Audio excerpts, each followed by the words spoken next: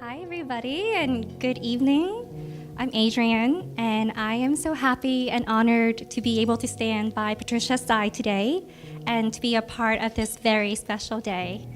I first met Patricia at the beginning of her freshman year in college when we were both taking Econ 1, and through several mutual acquaintances, we had all gathered at Wilbur Hall Dining Hall one night to work on our very first problem set. Because I was a year ahead of Patricia in school, I was already a part of this really, really hip, cool, and awesome sorority called Sigma Psi Zeta, or SYZ for short. At the time, SYZ was a lot more like a student club than a sorority. We were very small, we were unhoused, and we had a reputation for being the good girl, Asian, studious sorority.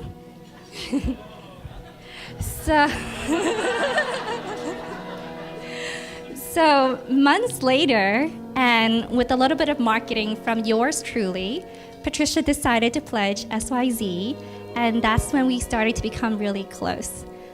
Each pledge was paired with a current member to be her big sister, and because Patricia and I had both requested each other, she became my little, and I became her big. And very soon after, Patricia started calling me Biggie, and because I'm really big. And that name has stuck for the last 13 years. Right. Well, what is next?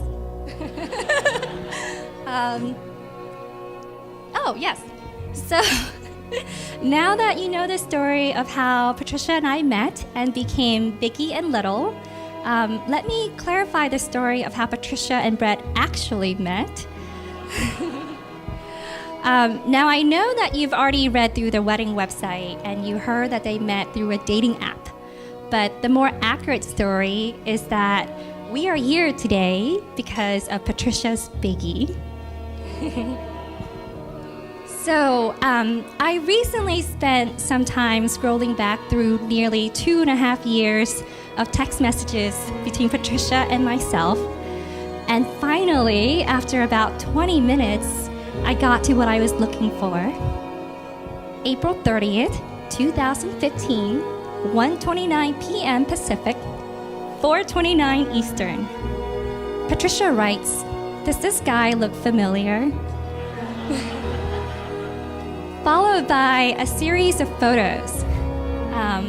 A picture of Brett driving with his dog, Armin. A picture of Brett on the beach, shirtless with sunglasses. And later, a picture of Brett walking beta breakers, again, shirtless and with sunglasses.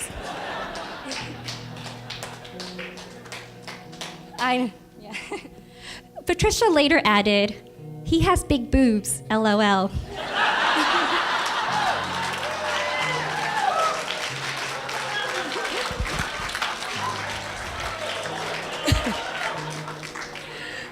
Brett, what I think she meant was strong pecs. You see, Patricia used to send me a lot of these profiles and ask me what I thought of them, especially if it seemed like I might know them. But with Brett, she wasn't really sure, and she was actually planning on saying no to him because she really couldn't see his face in any of his photos. And she wasn't really sure why there were so many shirtless ones. But I told Patricia that based on what I knew of Brett in business school, that he was actually a really nice guy. And immediately, I went to his Facebook and hand-selected a more normal picture to show her. So with this new information and her Biggie's approval, Patricia decided, yes, I'm Brett.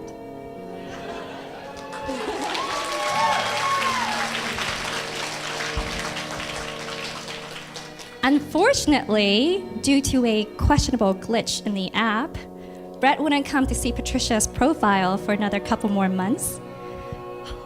And during this time, and before they had even met each other, I saw that Brett was looking for a new roommate based on Facebook. And because I knew that Patricia was also looking for a new place in SF, I screenshotted all the details and sent them to her. Patricia giggled at the idea, but I'd say that I was starting to plant all the right ideas. Like the time we all went hiking and I casually turned around to ask Patricia and Brett what kind of music they would have at their wedding.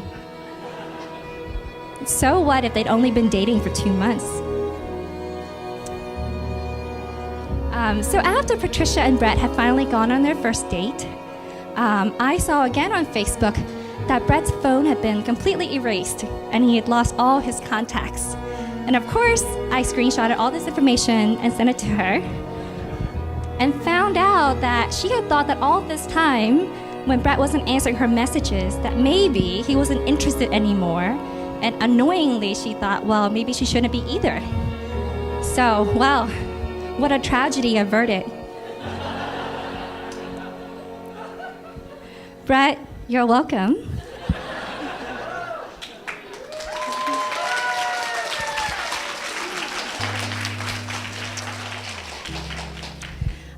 Come to think of it, I have actually been helping Patricia find her Brett for a very long time. So many years ago, when I used to live in San Francisco, Patricia and I would find ourselves going out clubbing whenever she visited me in the city. If you know Patricia, you know that she's often very giggly, silly, and just a tiny bit mischievous. Mischievous like pretending to pose with you for a picture only to viciously tickle you right as the photo is being snapped. Or saying things like, "Biggie, you're so small and light, let me try to pick you up," only to throw you in the water seconds later as the waves are crashing in. But despite this very playful side, Patricia would get very shy and bashful whenever she saw someone that she thought was handsome. So a typical clubbing night for us would unfold as follows.